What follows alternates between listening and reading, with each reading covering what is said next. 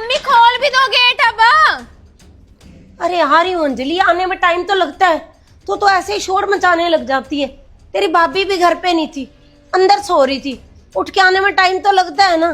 दरवाजा तो ठीक करवा लो मम्मी, बाहर से खुलता ही नहीं है ये। अरे तू चुप हो जा, बस दिमाग खराब करने लग जाती है आते ही।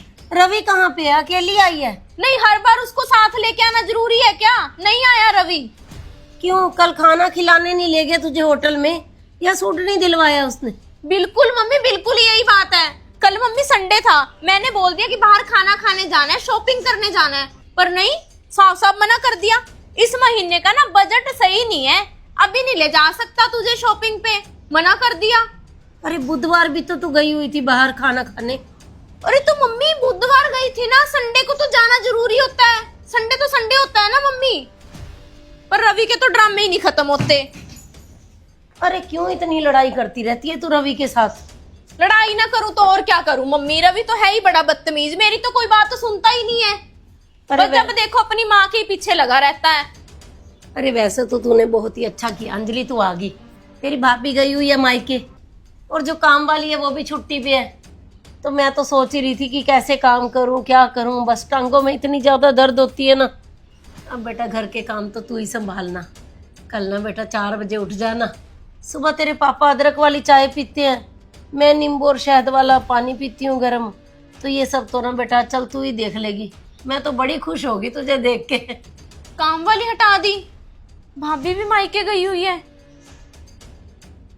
चलो मैं सामान रख के आती हूँ ऊपर कमरे में। कमरा तो बेटा तेरा स्टोर बना दिया।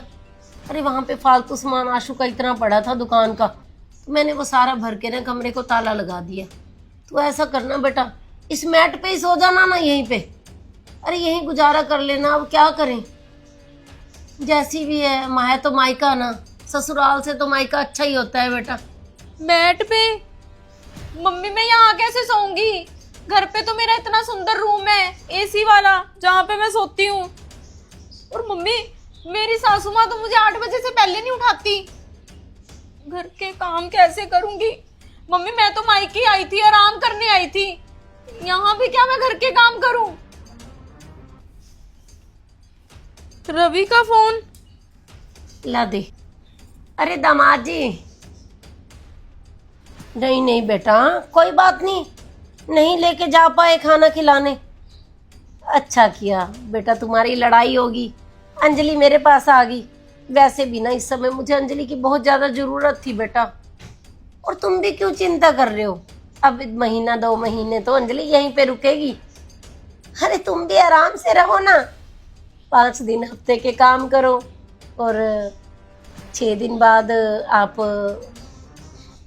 1 दिन मैच देखने चले जाना, 1 दिन अपने दोस्तों के साथ स्विमिंग पूल में चले जाना। अरे बेटा मस्ती करो ना, यहाँ पे मैं देख लूंगी अंजलि को, चिंता ना करना बेटा आप। अरे मम्मी क्यों अपने दामाद का दिमाग खराब कर रहे हो? हेलो, हाँ रवि मैं आ रही हूँ, बस घर पे वापस कैब करके आ जाती हूँ।